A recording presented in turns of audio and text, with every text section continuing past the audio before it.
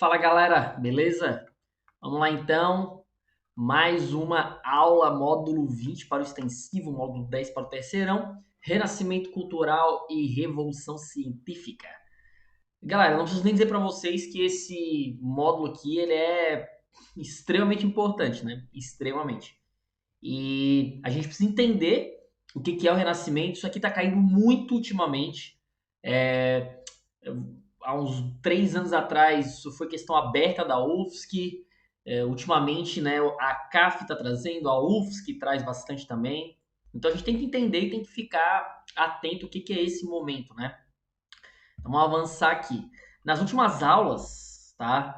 A gente viu ali que teve a crise da Idade Média e o Renascimento, ele é considerado já a Idade Moderna. A gente já está na Idade Moderna desde a época ali das grandes navegações, aquilo ali também já é considerado Idade Moderna. Na realidade, os historiadores, eles não têm um consenso do que é a Idade Moderna e da onde que ela começa, enfim. Existem vários marcos para o começo da Idade Moderna. A gente pode elencar alguns aqui, né? A gente tem, por exemplo, a queda de Constantinopla, tá? Que é um dos marcos aí importantes, né? A tomada de Constantinopla pelos turcos otomanos, que foi no século XV. A gente tem as grandes navegações, que também se iniciaram ali no século XV. Temos o Renascimento Cultural, que também é do século XV. Então, assim, tem várias coisas. Alguns historiadores até alongam esse período para o Renascimento, para a Reforma Protestante, que desde já é século XVI, começo do século XVI, né, 1517. Mas o mais comum ou é falar de grandes navegações, ou, né, o mais aceito, que é a queda de Constantinopla, mas o Renascimento também entra.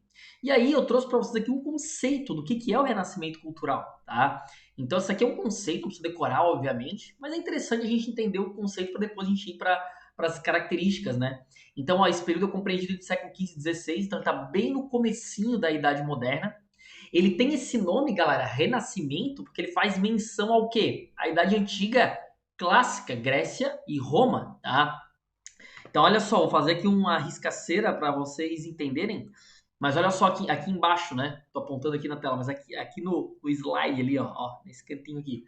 Olha só, a gente tem a Idade Antiga, tá? Vou botar aqui um azinho de Idade Antiga. A gente tem, né, o que a gente chamou de Idade Média e agora a gente tem a Idade Moderna, né? Vou botar um ME aqui. Então, o que que os renascentistas falavam? Ó, a gente está vivendo um período moderno, né? E aí eles faziam menção à Idade Antiga, então eles queriam. Uma das ideias era renascer, né? Fazer a cultura renascer. Por quê? Na visão deles, isso aqui é só na visão deles, tá? A gente não pode ter essa visão, porque as questões trazem isso. Na visão deles, a Idade Média foi um período sem cultura, né? Com predomínio religioso muito grande, sem cultura nenhuma. E aí o que eles faziam? Eles queriam renascer daquele período que era a Antiguidade Clássica e chamavam o período que estava entre eles e a Antiguidade Clássica de média, tá no meio, é o medievo, né? Então era essa a ideia que a gente tem que estabelecer. Esse renascimento cultural, ele se deu em várias áreas, né? Então a gente vai dizer que houve renascimento nas artes, na literatura, na ciência, na política, na economia, principalmente, né, nas artes plásticas, que a gente vai ver que artes plásticas não, né, mas nas artes em geral, né, que é ali que vai começar. E é muito comum também utilizar o termo, né, como é o título da nossa aula, né, renascimento cultural e científico. Então aqui vão ser criadas várias teorias que vão, né, impactar aí a ciência. Então, ó, em resumo, o Renascimento poderia ser definido também como um despertar do humanismo, entendido filosoficamente como a crença na possibilidade criativa do ser humano.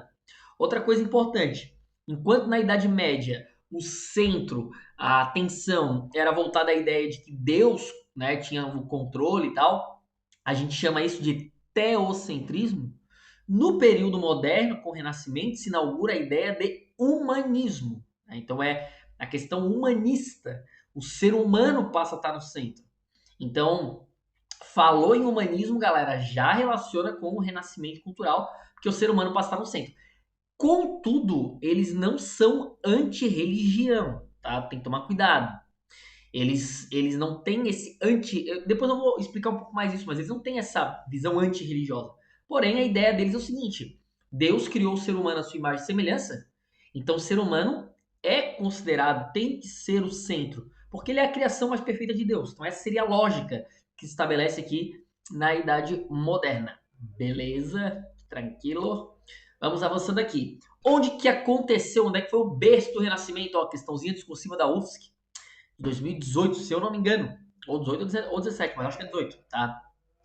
A Itália é o berço do Renascimento. E por que a Itália é o berço do Renascimento? É isso que a questão perguntava. Tá? A gente vai ter algumas condições na Itália que vão possibilitar que o Renascimento surja ali. Não que ele só fique restrito ali, ele vai avançar depois, vai para outros países. Mas a Itália, que nem existia ainda, né, como Itália, a gente chama de Itália região ali da Península Itálica, mas vários pontos ali, Gênova, Veneza, foram pontos importantes. E por quê? Primeiro, galera, essas regiões da Itália, elas eram grandes centros comerciais. E isso é um fator importante. Circulação de pessoas, circulação de ideias, né? Circulação de várias culturas ali e contato com várias culturas. Isso vai fazer florescer esse renascimento. Né? Então, as rotas de comércio que vêm lá das cruzadas vão favorecer esse ambiente para o crescimento aí do renascimento na Itália. Né? Os grandes, né? Se a gente for pensar nos grandes pintores, Rafael, Michelangelo, Donatello e Leonardo, eles são italianos, né? Estão ali vivendo na região da Itália. Outra coisa importante é que esse primeiro ponto ali, vai fazer com que a burguesia se desenvolva e nesse processo, tá? A gente vai ter ali o desenvolvimento da burguesia, né? A igreja é muito forte na Itália. Então, tanto a burguesia quanto a igreja, quanto a nobreza vão começar a incentivar, vão começar a pagar pelas obras de arte.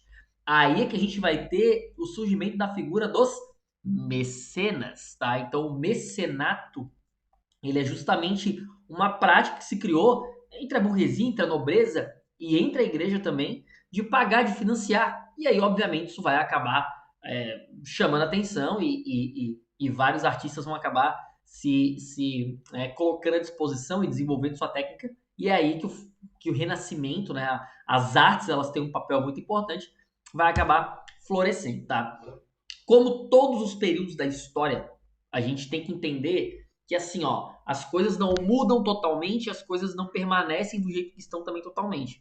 Sempre que tem essa mudança, a gente tem que entender que existem rupturas e permanências, tá? Então isso é uma lógica que serve para qualquer período da história. Então existem coisas que permanecem, existem coisas que se rompem e mudam. E no caso do Renascimento, essas rupturas e permanências, elas são bem marcadas, tá? E aí eu vou começar pelas rupturas, depois a gente vai para aquilo que permanece da Idade Média, né? Então, o que se rompe do período medieval para o período moderno com o Renascimento? Primeiro ponto é essa retomada dos valores greco-romanos, fazendo uma oposição aos valores medievais, né? Então, e um dos valores que eu chamo a atenção para vocês, que é bem importante, eu até lembro de ter falado isso lá naquela aula. Eu gravei a aula, eu lembro de ter falado isso. Volta lá que vocês vão ver que eu falei. É a ideia da centralidade do ser humano.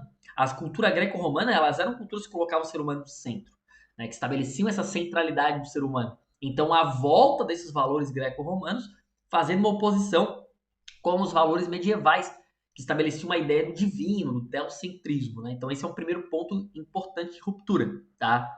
Outro ponto ali, o segundo ponto, ó, que é um dos mais importantes, tá? Isso aqui cai bastante, Enem cobra bastante isso, a CAF, a UFSC, então tem que ficar bem ligado. Deu-se a afirmação de de uma forma diferente de aquisição do conhecimento, que apelava mais para a experiência do que para a escolástica, tá? Vocês provavelmente estão trabalhando isso em filosofia, tá? Então, nesse momento, ou vão trabalhar, não sei. Nesse momento, a filosofia é muito importante para a gente entender isso aqui. E só para dar um exemplo para vocês, né? Lá na Idade Média, um dos grandes filósofos é um cara chamado São Tomás de Aquino, que é o pai da escolástica. O São Tomás de Aquino, ele estabelecia a seguinte ideia, que o conhecimento ele era dado através do argumento e autoridade. Né? Então, um professor, ele professava esse conhecimento e, obviamente, ele tinha que estar alinhado ali, né? Ele tentava alinhar tanto a razão quanto a fé, sendo que a fé prevalecia. Né? Então, é isso que é o argumento de autoridade. Então, tu tinha parâmetros para questionar e a fé era o último deles. Né? Então, era uma questão balizada pela fé. Tanto é que o Santo Agostinho É um dos grandes arquitetos aí do pensamento da igreja. O que que vai mudar? A partir desse período moderno, a experiência vai passar a ser mais importante do que esse argumento de autoridade, do que essas afirmações dogmáticas, né, que se faziam. Então a experiência passa a ser um elemento primordial. E aí um dos grandes nomes desse começo aqui de Idade Moderna, nesse sentido, é um cara chamado René Descartes. Tá? O Descartes, galera, ele vai ser um dos caras que vai apelar para a ideia do conhecimento. O Descartes ele ainda não está ligado à concepção da experiência, tá? Isso vai vir depois com o empirismo, mas o Descartes ele está no meio ali. Ele vai romper um pouco com a tradição da escolástica e ao mesmo tempo vai dar parâmetros para se criar uma metodologia científica. E aí mais tarde a gente vai ter ali os empiristas que vão acabar estabelecendo essa ideia de que a experiência é um dos pontos aí importantes para o conhecimento, tá? Então, fica ligado, né? Quando vocês forem ver na aula de filosofia ali, o Descartes, o David Hume, né? Esses caras, eles são muito importantes, né? Nesse começo aí de concepção filosófica para a Idade Moderna. Terceiro ponto, que também é muito importante, existiu uma nítida defesa do indivíduo em relação à ideia da universalidade. Da onde que vinha essa ideia da universalidade? Da Idade Média. O ser humano não é um indivíduo, ele pertence a algo. Então eu não sou Dalton servo. Não, eu sou um servo. Eu não sou Dalton clero. Não, eu sou do clero. Né? Então é uma coisa muito coletiva, uma coisa muito universal. Significando a capacidade de realização múltipla e particular de sua existência, em oposição à visão coletivista que havia imperado no medievo. Tá? Então, enquanto na Idade Média se tem uma visão do coletivo, na Idade Moderna do indivíduo. Vou dar um exemplo que pode parecer ser tolo, mas é um exemplo bem interessante, galera, para vocês entenderem como isso se deu. As obras de artes, se tu pega uma obra de arte medieval, muito difícil de saber quem fez. Porque ninguém assinava, não interessava quem fez, interessava a obra. Se tu pega uma obra de arte de Renascimento, tu já sabe quem fez. Porque as obras eram assinadas, as obras eram identificadas. Por quê? Porque o indivíduo importava nesse processo. Né? Então, olha, né, a diferença que se tem, só para vocês ficarem ligados. Tá? Uma das grandes, né, um dos grandes momentos do Renascimento, sem dúvidas nenhuma, como eu falei para vocês, são as artes. E a pintura renascentista vai ser um carro-chefe para trazer toda essa mudança, né?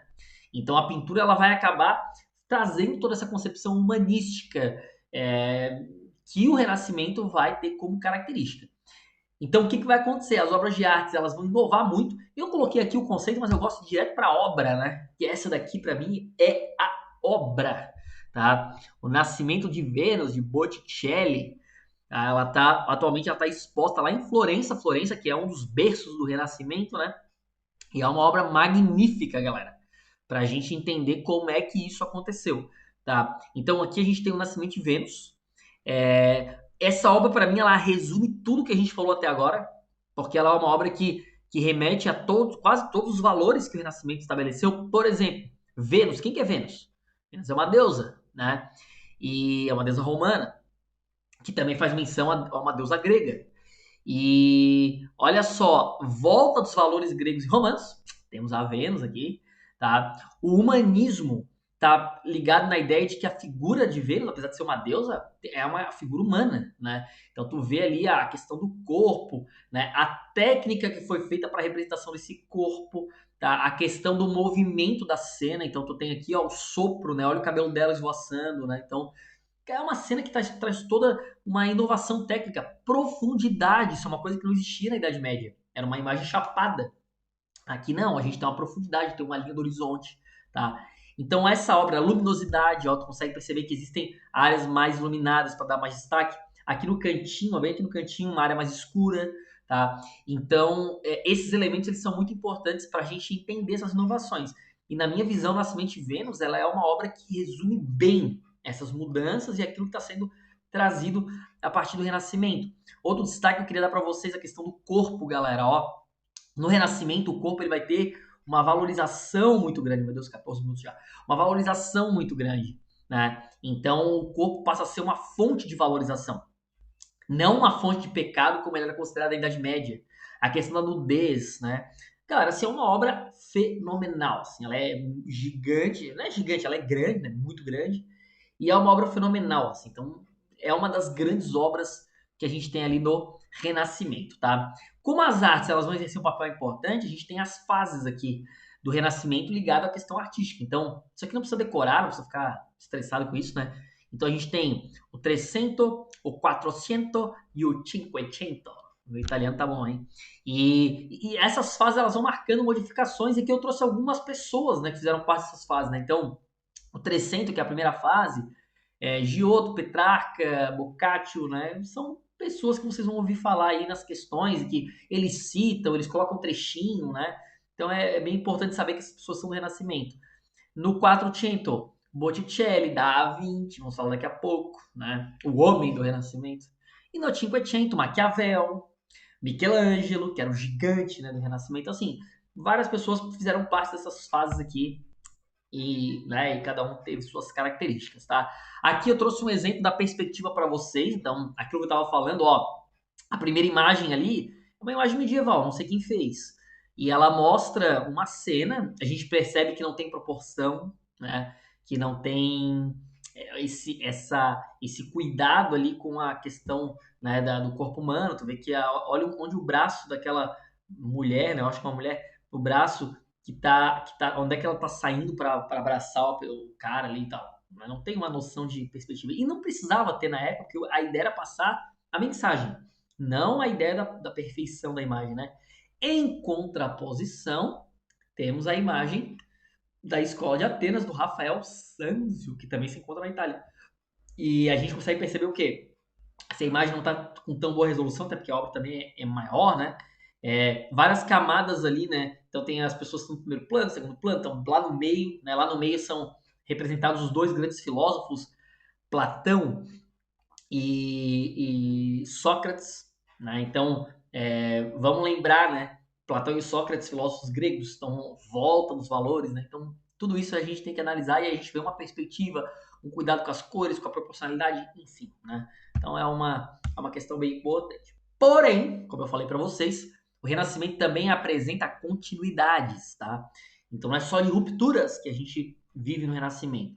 Então a gente vai ter como continuidade uma presença muito forte do elemento cristão em grande parte das obras, porque, segundo ponto, a igreja continua sendo uma instituição poderosa e é uma das grandes financiadoras, tá? A igreja vai exercer um grande papel de mecenato, financiando. Então, se a gente pega ali Da Vinci, Michelangelo, né, o próprio Rafael, são artistas que fizeram obras para a igreja, né? Fizeram obras para o papado, para os bispos, enfim, né? Então a gente tem que ficar ligado que não é só de mudanças que o renascimento ocorre, também ocorre através de permanências, né? Falando um pouquinho desses artistas, tá, galera? Agora eu vou passar assim de maneira mais geral, porque a gente não tem tempo, né? Estou preocupado na real. E esses artistas acabam caindo, citando, só que assim, o que eu falei agora é o mais importante, entender essa conceituação, né? A gente vai continuar falando desse processo de renascimento, mas entender essa conceituação, o que muda, o que permanece, isso é mais importante. E agora eu vou passar a geral, né, dos artistas ali.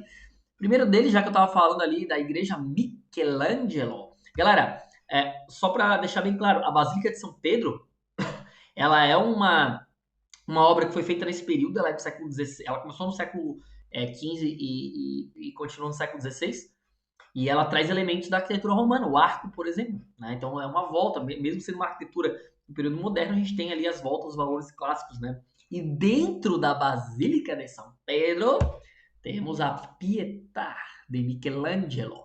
Então, tu entra na Basílica, a Pietà tá em um dos nichos ali, né? A Basílica é cheia de obra, né?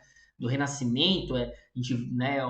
A ideia, obviamente, a principal igreja ali, né? Principal basílica do mundo. Então, a ideia é mostrar todo o poder, toda a suntuosidade da igreja, né? E uma das obras que tá ali, para a galera visualizar, é a Pietà. Galera, essa obra aqui é indescritível, né? É uma obra que dispensa comentários. Então, é Maria com Cristo no colo e Michelangelo fez isso no mármore. Então, olha só a leveza do tecido, parece que o negócio tá dobrado mesmo, né? Então, assim, não vou nem escrever muito, né? Outra obra importantíssima do Michelangelo, já que ele era, né, além de pintor, um excelente escultor, é a escultura de Davi. Essa obra aqui até ficou em uma resolução baixa, mas a escultura do Davi, galera, ela tem 4 metros e pouco, com um pedestal dá 5 metros, tá? Então é uma obra gigantesca. Tu consegue chegar bem pertinho da obra para ver os detalhes, então tu fica, né, tipo, tu não consegue ver, obviamente, por cima ali, mas tu consegue ficar por baixo, vendo ali. E ela é uma obra que mostra todo detalhamento, todo o cuidado que os caras tinham em relação ao corpo humano, né? Então, assim, olha só isso aqui que massa.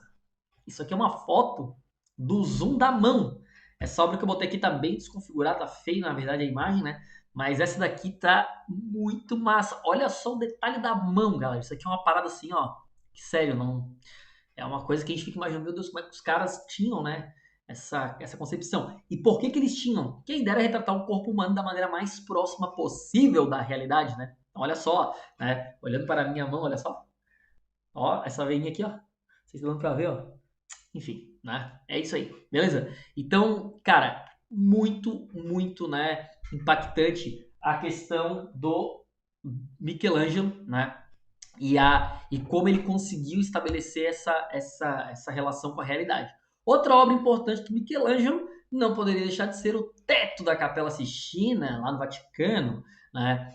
E esse teto da Capela Sistina, ele é bem interessante, ele foi pintado pelo Michelangelo, isso aqui é a imagem central do teto da Capela Sistina, tá?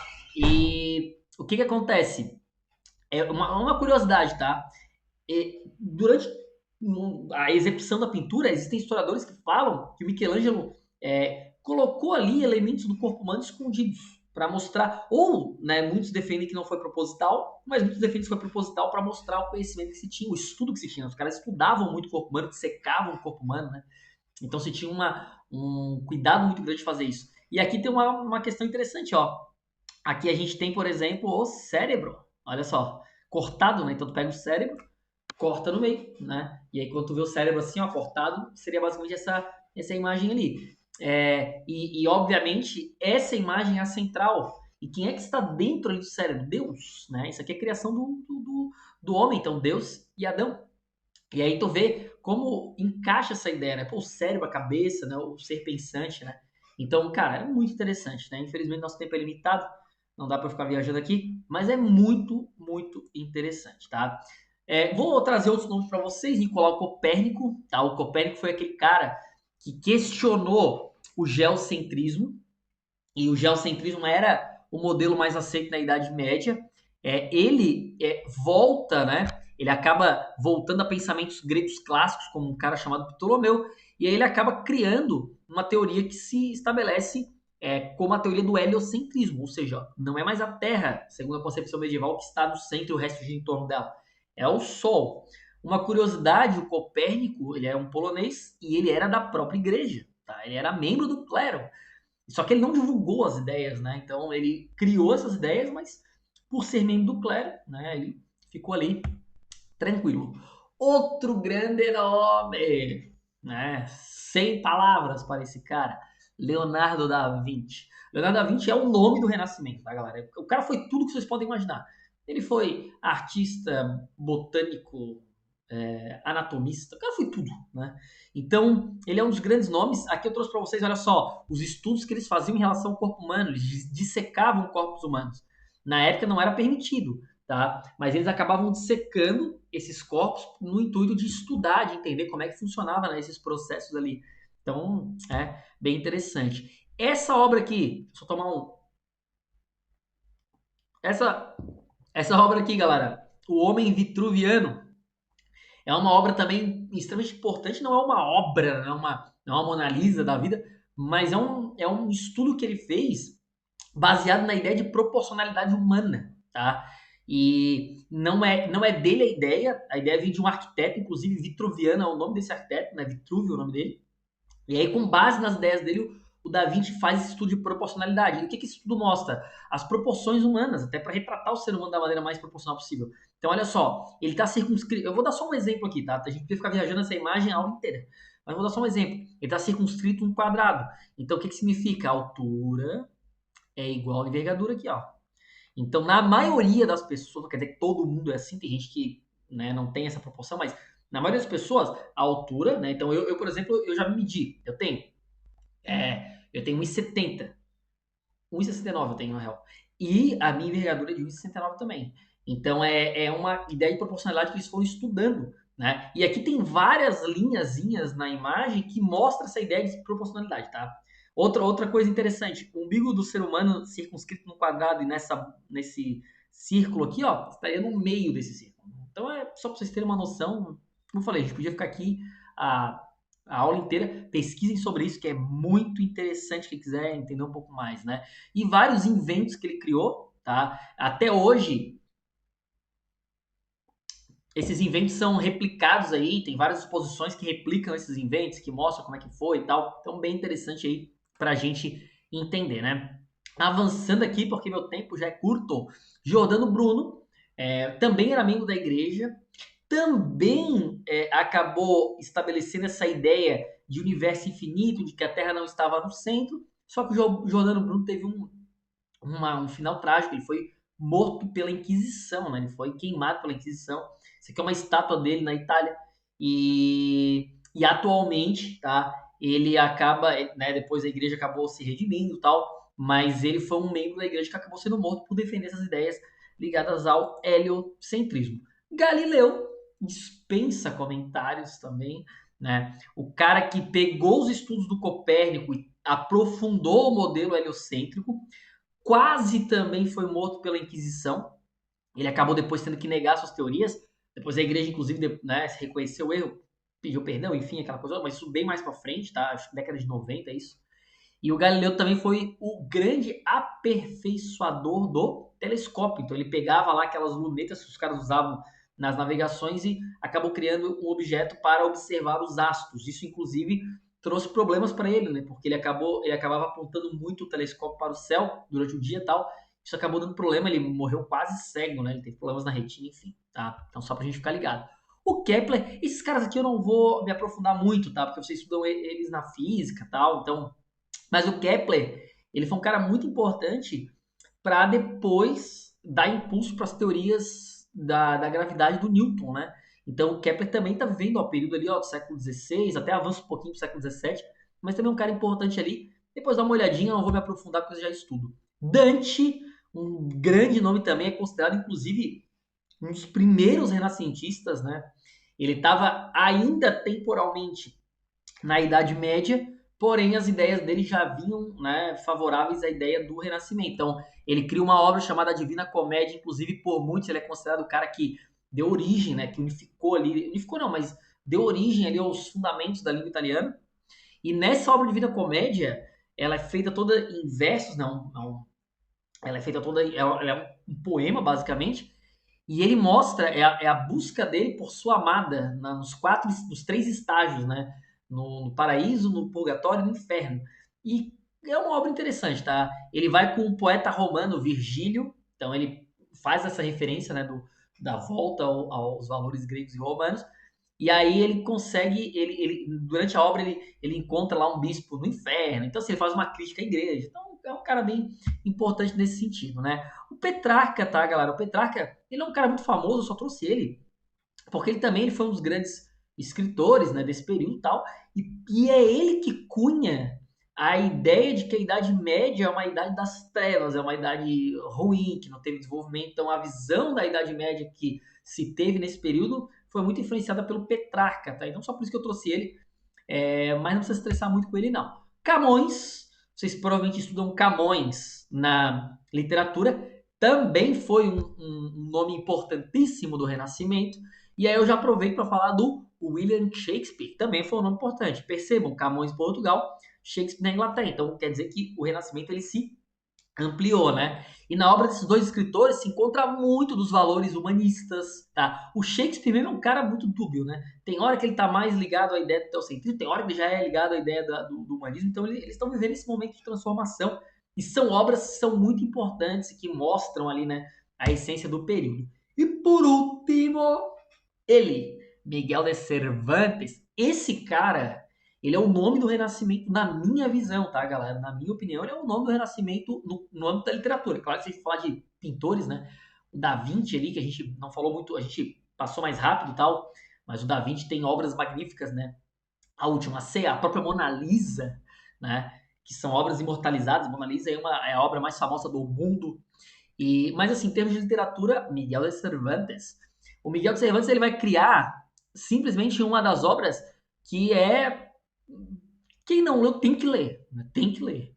Chamada Don Quixote, tá? Essa obra Don Quixote, galera, ela vai acabar sintetizando muito a ideia que se tem do Renascimento pelo anterior. Por quê? Quem já leu sabe, né? Eu trouxe uma imagem aqui clássica.